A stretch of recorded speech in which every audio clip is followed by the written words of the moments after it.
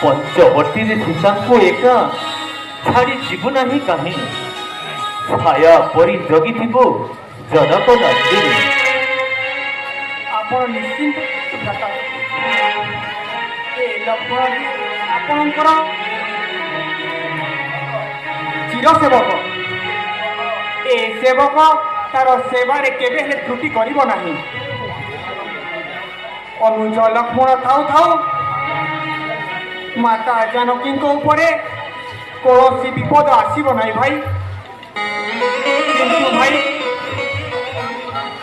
ଏ ହିଂସ୍ର ଜନ୍ତୁ ଭରା ନିଶ୍ଚୟ ନିଶ୍ଚୟ ସୀତେ, ଫେରି ଆସିବି ମହି ସେ ସୁବର୍ଣ୍ଣ ହରିଣୀ।